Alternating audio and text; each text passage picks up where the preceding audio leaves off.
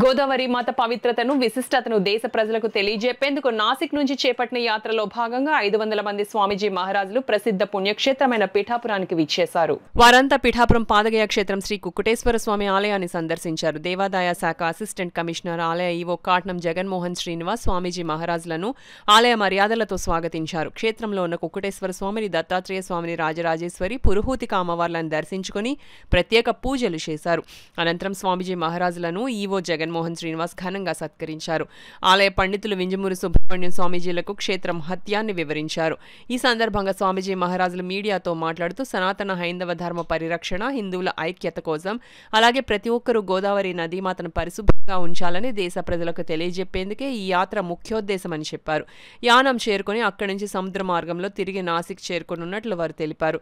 కాగా వీరిని చూసేందుకు వచ్చిన భక్తులతో ఆలయం కిక్కిరిసిపోయింది. ఉత్తర భారత్ లో నర్మదా ప్రదక్షిణ ఎంత ముఖ్యమో మన గోదావరి కూడా అంత ముఖ్యమే అని మన భారతదేశంలో ఉన్న సాధు సంధులు అందరు వచ్చి ఈ గోదావరి ప్రదక్షిణ చేస్తుంది. ఎందుకు అని అంటే మనది ఇక్కడ రోజు రోజుకు హిందూ ధర్మం నశిస్తుంది. దీన్ని జాగృతం చేయడానికి సాధు సంతులు ఒక్కటయ్యి వీళ్ళందరూ కలిసి మన భారతదేశంలో ఉన్న మొత్తం అందరికీ గోదావరి అంటే ఏందో తెలియాలని మన గోదావరి ప్రదక్షిణ చేసి మన భక్తులందరికీ సాధు సంతుల ఆశీర్వాదం ఉండాలని రాజేందర్ మహారాజ్ సంకల్పం తీసుకొని భారతదేశంలో ఉన్న అన్ని ప్రాంతాల నుంచి ఉన్న సాధు సంతులు అందరినీ తీసుకొని తన ఈ గోదావరి ప్రదక్షిణ చేస్తుండ్రు.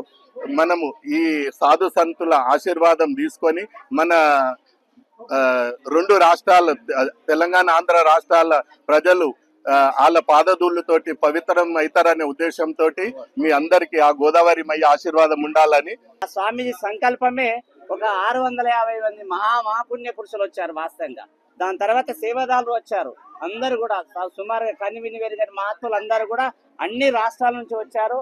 చాలా ప్రాముఖ్యమైన పీఠాపురం దర్శనంకు మేము మహాభాగ్యంగా దోచుకుంటున్నాం. పీఠాపురం మహాతల్లి అవధూత దత్తుడి యొక్క ఆశీర్వాదం తీసుకున్నాను. ఈ యాత్ర ఎక్కడ మొదలైంది? ఇది నాసిక్ లో మొదలైంది. నాసిక్ త్రయంబకేశ్వర్, నాసిక్ త్రయంబకేశ్వర్ లో మొదలైంది. మళ్ళీ నాసిక్ త్రయంబకేశ్వర్ లో ముగింపు అయిపోతుంది. యానంకి వచ్చి యానం నుంచి సముద్రం యానం దాకా వచ్చేసినాం. ఇప్పుడు పడవల నుంచి ప్రయాణం చేసి ఆ పక్క పోయి అక్కడ నుంచి నాసిక్ లో ముగింపు అయిపోయింది. శ్రీరామచంద్రుడే చేశాడు, మహానుభావులే చేశారు. నవనాథులు, మచ్చందరు, గోరఖనాథ్ మహానుభావులు చేశారు. కాబట్టి అలాంటి సత్యపురుషులు చేసింది కాబట్టి మనం కూడా చేయాలని ఒక తపనతోని అదంతా కాకుండా మేము కూడా ఈ స్వామీజీ మేము ఒక నడుచుకుంటూ చేసినాం. 108 రోజులు ఇంత మొదలు 10 సంవత్సరాల కింద. ఇప్పుడు మల్కపేట స్వామీజీ అందరం వెహికల్ చేద్దాం, ఈ చైతన్యం ముందరికి కొంట పోదాం, మహాత్ములకు ఒక్కరికి ఇద్దరికి నడుచుడు కాదని ఈ వెహికల్లో రావడం.